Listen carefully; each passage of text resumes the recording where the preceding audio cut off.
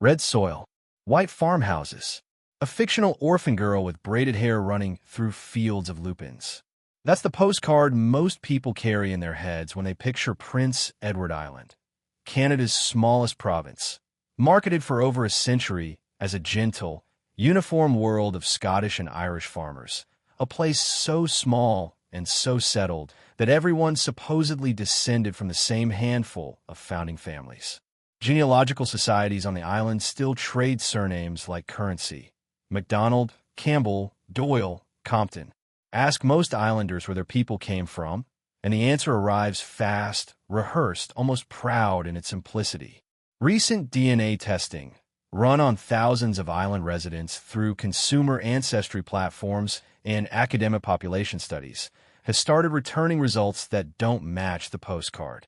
Families who identified for generations as purely Scottish Presbyterian or Irish Catholic are turning up with substantial French ancestry embedded in lines that supposedly never touched France at all. Mitochondrial and autosomal markers point to a population considerably more layered than the tourism boards, the school curricula, or even most family Bibles ever suggested.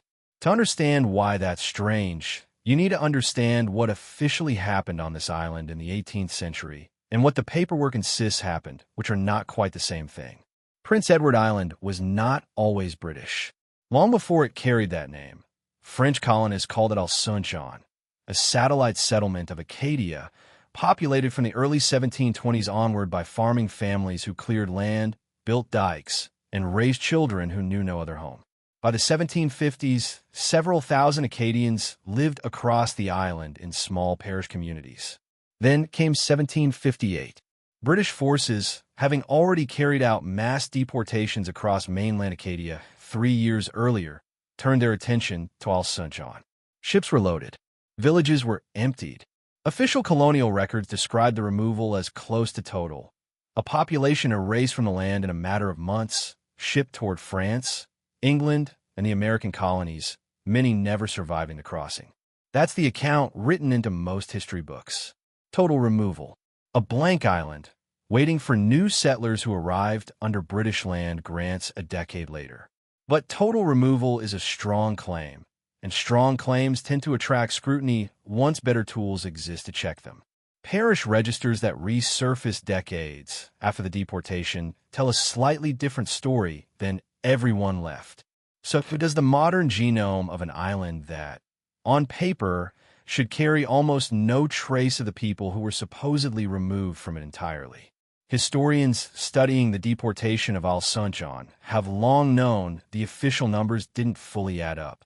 Ship manifests, parish tallies, and British military reports from 1758 claim near total removal. Yet scattered documentation from the years immediately after tells of small groups still living in the island's interior, far from the coastal settlements the British Navy could easily reach. Thick forest covered most of the island at the time. Families who fled inland, rather than toward the harbors where deportation ships waited, had a real chance of simply disappearing from the paperwork while remaining on the land itself. For years, this was treated as a footnote, a handful of holdouts, statistically negligible, unlikely to have left any lasting genetic signature on a population that would soon be dominated by new British land grants. Genetic surveys are now complicating that assumption considerably. When researchers cross-referenced Y chromosome and autosomal data from island families carrying long-established Anglo-Celtic surnames against known Acadian founder lineages from the broader maritime region, they found something the deportation record doesn't explain well: measurable, recurring genetic continuity, concentrated in specific rural districts of the island rather than spread evenly across the population. Certain communities in eastern and central Prince County show French genetic contributions well above what random post-deportation resettlement would predict. One explanation researchers keep returning to involves survival through disguise rather than survival through hiding alone. Families who remained, or who slipped back onto the island in the years following the deportation. Some Acadians did return, quietly, once British attention moved elsewhere, often anglicized their names to avoid renewed suspicion. A Poirier could become a Perry. A Arsenault might soften into Arsena turned Arsenault. or later simply Arsenault, absorb into English-language records without the accent, without the flag it once carried. Over several generations and several rounds of English-language census-taking, the French origin of a surname could vanish from official memory, even while the biological lineage carried forward intact. This still leaves an open question, and it's one that doesn't resolve cleanly. Genetic continuity proves people survived and had children on or near the island. It doesn't, by itself, prove exactly how many or under what circumstances they rebuilt lives within a colonial system actively working to replace them. Some researchers argue the numbers point to a few hundred resilient families.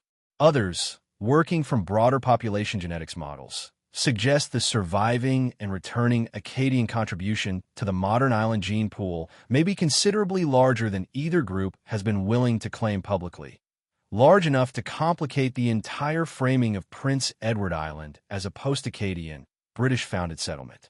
And Acadians, it turns out, were not even the oldest population this investigation would eventually have to reckon with. Because before any French sail ever reached this coastline, someone else had already been calling the island home for thousands of years, under a name the British maps never bothered to record. The Mi'kmaq called it Epiquick, resting on the waves, a name that survives today only in academic footnotes and the modern anglicized derivative Abogwite, used mostly for ferries and hotel names rather than as a living description of a land itself. Archaeological evidence places Mi'kmaq presence on the island back roughly 10,000 years, long before sea levels rose and separated it fully from the mainland. Seasonal camps, shell middens, and stone tool sites scattered across the island's coastline document a population that fished, farmed shellfish beds, and moved with the seasons across a landscape they understood in far greater depth than any European survey team that followed. British colonial records from the 18th and 19th centuries treat this presence almost as background scenery. Land grant maps drawn up after the 1767 lottery, the infamous single-day event in which nearly the entire island was divided among absentee landlords back in Britain, most of whom never set foot on the property they now owned, show parceled farmland, surveyed boundaries, and virtually no acknowledgement of existing Mi'kmaq territory or settlement patterns. The land was treated, on paper, as essentially empty. Genetic and genealogical research into island families with generations-deep roots is now surfacing something the land grant maps conveniently ignored. Mi'kmaq maternal lineages embedded within family trees recorded, for well over a century, as entirely European. Unlike the Acadian thread, which involves a documented deportation and a documented, if incomplete, return, Mi'kmaq ancestry within settler-descended families appears to trace back to something quieter and more gradual. Intermarriage, shared labor, shared land use in the decades before and immediately after British land distribution formalized ownership in ways that left little room for mixed or indigenous identity on any official document.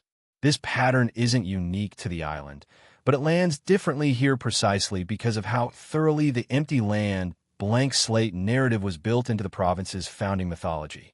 A single lottery, a single day, dividing land among landlords who'd never seen it. That story only works if the land was genuinely unclaimed. The archaeological, and now genetic record, makes clear it never was. What's emerging from all of this isn't one hidden population, but at least two, moving through the same centuries along different, sometimes overlapping paths. Mi'kmaq families whose presence predates every colonial claim by thousands of years, and Acadian families who were supposedly removed entirely, but left genetic fingerprints across specific corners of the island regardless. Both threads sit underneath a settler narrative built almost entirely around Scottish and Irish farming families arriving after 1767 to till supposedly virgin soil. Which raises the real question this investigation has been circling from the start. If the island's foundational story required both of these populations to be absent, erased, or forgotten, and the DNA shows they weren't, what does that mean for the identity Prince Edward Islanders have spent 2 centuries building on top of that absence? Modern population genetics on Prince Edward Island now paints a picture considerably more layered than the Scottish-Irish farming myth ever allowed for. The island's genome carries, in measurable and mapped proportions, at least 3 deep founding threads rather than one. A Mi'kmaq presence stretching back roughly 10,000 years, an Acadian population that official records insist vanished in 1758, but whose descendants persisted, often disguised under anglicized surnames, in specific rural pockets of the province, and the later British settler wave, Scottish, Irish, English, that arrived under the 1767 land lottery and simply wrote its own presence over everyone else's. None of this makes the Scottish and Irish heritage false. Highland games still fill summer weekends. Gaelic surnames still dominate cemetery headstones across the province. That heritage is real, well-documented, and worth honoring exactly as families have always understood it. What the genetic record corrects isn't the presence of that ancestry. It's the assumption that it stood alone, arriving on a land that had been empty and history that had been blank. The land lottery of 1767 wasn't just a real estate transaction. It functioned, whether by design or convenient omission, as an act of documentary erasure, dividing a populated, layered landscape among landlords who never needed to acknowledge who or what had come before them, because the paperwork simply didn't ask. 2.5 centuries later, DNA is asking the question the land grants never did. For families now receiving ancestry results that don't match generations of oral tradition, the discovery tends to land somewhere between disorientation and quiet recognition. A surname assumed Scottish for 6 generations turns out to trace, several branches back, to a Poirier who softened his name to survive renewed suspicion after 1758. A maternal line assumed English reveals Mi'kmaq ancestry that no family record ever mentioned, likely because no family record was ever encouraged to. These aren't rare anomalies scattered across a handful of households. Across specific counties and communities, they form a pattern consistent enough that several university-affiliated genetic surveys now describe island identity itself as a composite built on selective memory rather than selective settlement. That distinction matters well beyond genealogy hobbyists tracing branches on a weekend. It shapes how a province tells its own founding story. In school curricula, in tourism campaigns built around red-haired orphans and tartan festivals, in the very language used to describe who was here first and who arrived to build something new. The DNA doesn't erase the settler story Prince Edward Island has told about itself for 200 years. It simply insists that story was never complete, and that completeness was never really the goal of the people who first wrote it down. What the island's genome ultimately preserves is not a single origin, but a record of everyone the official history tried, in different ways and for different reasons, to leave out. A reminder that land holds memory even when paperwork doesn't, and that identity, once you look closely enough, was always more crowded than the postcard ever let on.